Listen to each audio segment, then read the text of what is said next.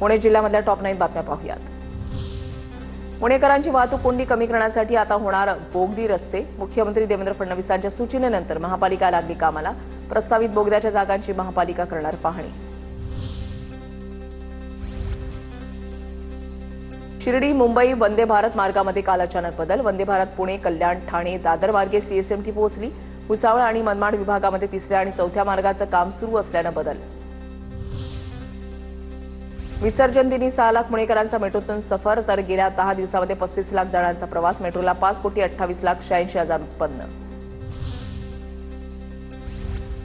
दिवाळीमध्ये मध्य रेल्वेच्या 944 एक्सप्रेस गाड्या धावणार। प्रवाशांच्या सुविधांसाठी अनारक्षित व्यवस्था। मुंबई पुणे कोल्हापूर नागपूर विभागामधून रेल्वे सुटणार। कोल्हापूर सावंतवाडीसह दक्षिण आणि उत्तर भारतामधील विविध शहरांसाठी रेल्वे सोडण्यात येणार। पुणे विमानतळाच्या परिसरामध्ये विमानाच्या अर्धा तास घिरट्या। विमानाला वेळेमध्ये धावपट्टीवर उतरता न आल्यानं घिरट्या।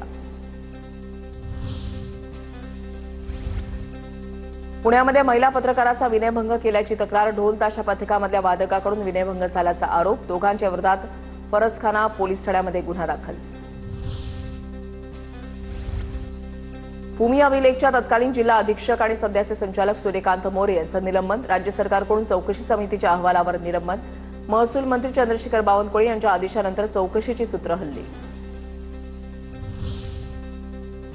पैगंबर जयंती मिरवणुकीच्या निमित्तानं पुणे शहरामध्ये वाहतूक बदल। पर्यायी मार्गाचा वापर करण्याचं आवाहन।